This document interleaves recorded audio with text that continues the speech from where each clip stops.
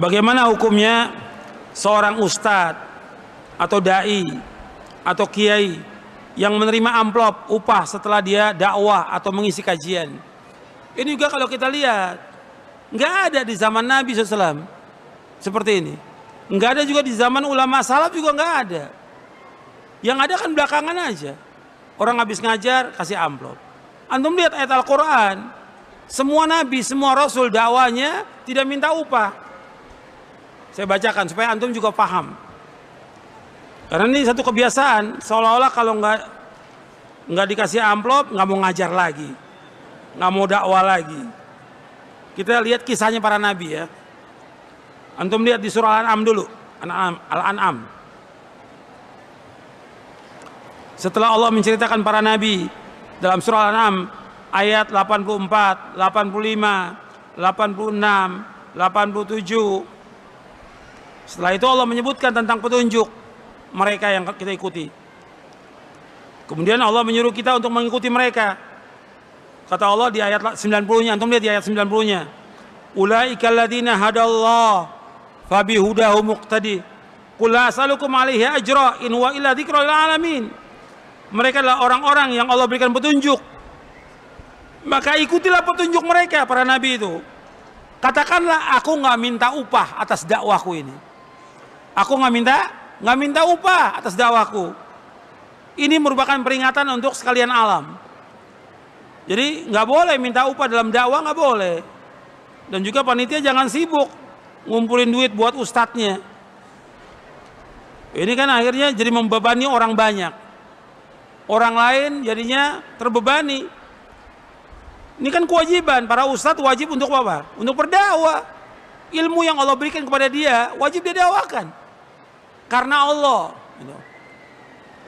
Bukan kemudian dia ini kan minta upah. Antum lihat lagi di surah Asy-Syu'ara tentang para nabi. Allah ulang-ulang kalau ini sih dalam surah Asy-Syu'ara supaya antum paham ini. Di surah Asy-Syu'ara setelah Allah menceritakan awal nabi yang pertama, yang Nabi Nuh alaihi salatu wassalam, itu disebutkan bahwa mereka nggak minta upah dalam dakwahnya. Dari yang pertama, antum lihat di halaman di surah Asy-Syu'ara surah 26 ayat 106, 107, 108, 109-nya. Di 109-nya ketika mengisahkan tentang Nabi Nuh, wa ma as'alukum alaihi min ajr in ajriya illa 'ala rabbil alamin. Aku nggak minta upah atas dakwahku ini. Aku nggak minta upah kepada kalian. Sesungguhnya upahku Allah yang nanggung, Rabbul Alamin. Kemudian diceritakan juga nabi-nabi yang lain. Diulang-ulang ini dalam surah Asy-Syura. Dan beberapa surah yang lainnya. Bahwa dakwah ini harus karena Allah. Jadi jangan mengharapkan upah dari dakwah ini. Ikhlas, karena kita mengharapkan ganjaran. Pahala akhirat lebih baik daripada dunia. Kalau orang niatnya dia tujuan dari dakwahnya untuk dapat uang, dapat duit, dapat materi, yang dapat ganjaran. Dan ini termasuk apa? Termasuk apa?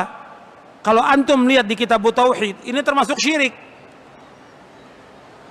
Di dalam kitab Tauhid, nanti antum baca ya, syarah kitab Tauhid. Bahasa Indonesia, syarah kitab Tauhid. Di kitab Tauhid ada bab riya. Setelah bab riya, setelah bab itu ada bab lagi, yaitu bab minasyirki iradatul insan bi'amalihi dunya. Termasuk syirik seorang beramal tujuannya untuk dunia. Termasuk syirik. Dibawakan dalilnya, ayatnya dan penjelasannya. Makanya itu harus hati-hati. Kalau seandainya dia mengajar, dia karena Allah, dia ikhlas, kemudian suatu waktu dia orang mengasih, dia orang kaya, dia mampu, ingin memberikan hadiah, enggak apa-apa, boleh. Tapi bukan itu yang dia cari. Kalau sekarang banyak ustaz-ustaz ingin mengumpulkan apa? Harta dengan dia berdakwah ini. Dakwah ini karena Allah. Antum lihat para nabi, para rasul, susah hidupnya, tapi mereka punya maisha sendiri. Jadi para dai di samping dia dakwah, dia harus punya apa? Maisha, mata pencarian. Antum lihat Nabi Nabi Daud apa? Pandai besi. Nabi Zakaria tukang kayu. Nabi-nabi yang lain seperti Nabi Muhammad apa? Pengembala kambing dan juga berdagang. Jadi punya maisha, tinggal ngatur waktu.